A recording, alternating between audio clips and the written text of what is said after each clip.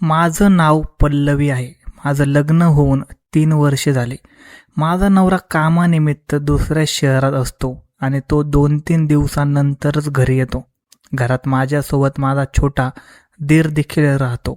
तो एका खाजगी कंपनीत काम करतो.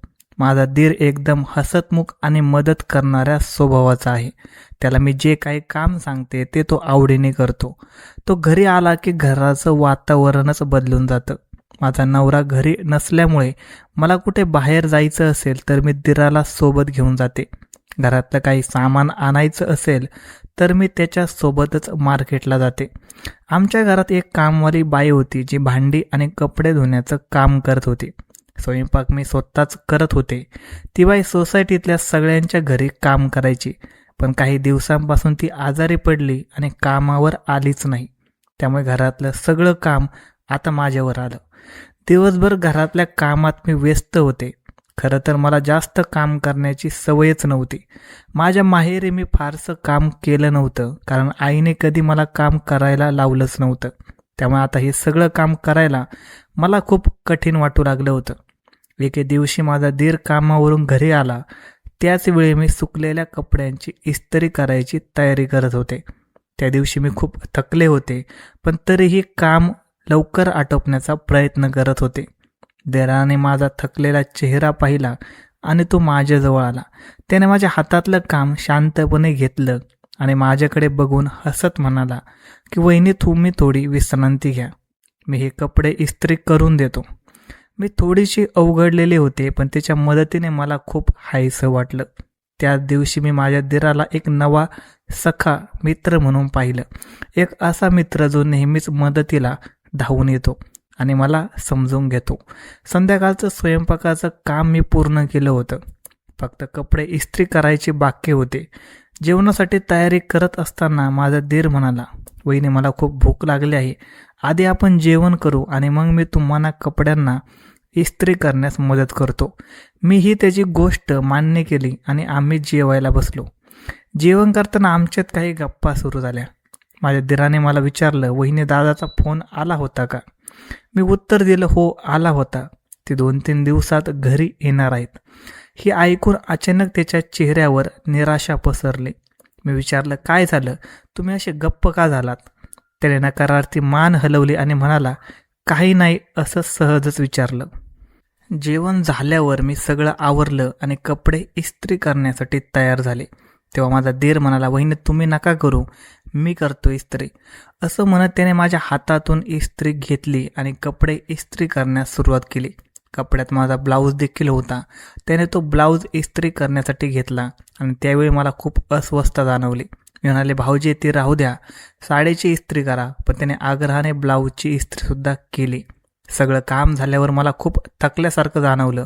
मी म्हणाले, भाऊजी, आता तुम्ही आराम करा, मी हे माझ्या खोलीत जाते. असं म्हणत मी माझ्या खोलीत गेले. तेवढ्यात अचानक माझ्या दिराचा जोरात ओरडण्याचा आवाज आला.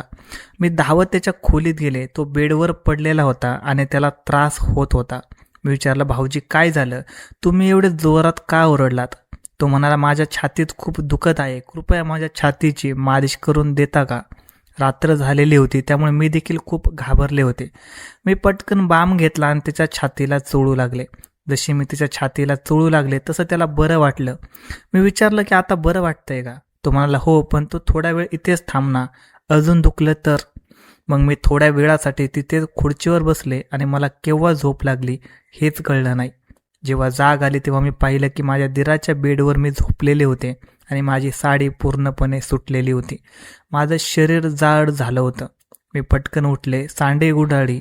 मला एक प्रश्न पडला होता, मी तर खुर्चीवर बसलेले होते, मग बेडवर कशी आले आणि माझी साडी का सुटली होती? मी माझ्या दिराला शोधत किचनमध्ये गेले तर तो किचनमध्ये कॉफी बनवत होता. मी तिला विचारलं, भाऊजी, मी तर खुर्चीवर बसलेले होते, मग बेडवर कशी आले? माझी साडी का सुटली होती? आणि माझं शरीर देखील मला जड वाटतंय. खरं सांगा, तुम्ही काही वाईट तर केलं नाही ना माझ्यासोबत? यावर माझा दीर म्हणाला, हो वहिनी, वाईटच घडलं आहे.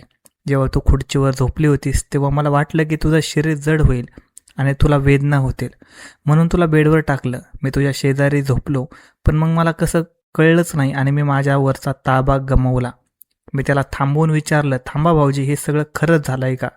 तुम्ही माझा विश्वासघात केलाय का? तो म्हणाला, माझ्या हातून चूक झाली वहिनी, मी माझ्या भावनांवर ताबा ठेवू शकलो नाही. या सर्व गोष्टीवर माझा विश्वासच बसत नव्हता. मी त्याला म्हणाले की भाऊजी, असं तुम्ही माझ्यासोबत कधीच करू शकत नाही. मला यावर विश्वास बसतच नाही. खरं सांगा, तुम्ही खोटं बोलतायत ना? तुम्ही फक्त मस्करी करताय ना माझ्याशी? प्लीज खरं सांगा ना. खरं सांगितलं नाही तर माझा जीवच जाईल. मला विश्वास आहे की अशी चूक तुमच्या हातून किंवा माझ्या हातून कधीच होणार नाही. पण खरं सांगा. मी घाबरलेल्या स्वरात म्हणाले. तेव्हा माझी अवस्था पाहून माझा दीर हसू लागला आणि म्हणाला, वहिनी तू वेडे आहेस का? असं काहीही झालेलं नाही. मी फक्त तुझी मस्करी करत होतो. मला बघायचं होतं की तुझा माझ्यावर विश्वास आहे का नाही. आपल्या दोघांमध्ये असं काहीच घडलं नाही. जेव्हा तू खुर्चीवर झोपली होतीस तेव्हा मीच तुला बेडवर ठेवलं, पण मी त्या रूममध्ये झोपलो नाही. मी तुझ्या रूममध्ये जाऊन झोपलो होतो. आणि साडीबद्दल बोलायचं झालं तर तुला उचलताना ती साडी माझ्या पायाखाली आली आणि त्यामुळेच ती साडी सटकली असेल. आणि तुझं अंग जड झालंय कारण तू खूप वेळ खुर्चीवर झोपली होतीस, त्यामुळे असं झालं असावं. बाकी काही नाही, माझ्यावर विश्वास ठेव. माझ्या दिराचं बोलणं ऐकून आता कुठेतरी माझा त्याच्यावर विश्वास बसला होता. मी पटकन त्याच्या पाठीत थाप मारून म्हणाले, मूर्ख आहात का तुम्ही? अशी मस्करी परत कधीच करायची नाही, माझा जीव जाईल. तो हसत म्हणाला, वहिनी मी तुमच्यासोबत मस्करी करणार नाही तर कुणासोबत करणार? तर मित्रांनो, कशी वाटली स्टोरी ते कमेंट करून नक्कीच सांगा. आणि स्टोरी आवडली असेल तर व्हिडिओला लाईक आणि चॅनलला सबस्क्राईब करायला अजिबात विसरू नका. धन्यवाद.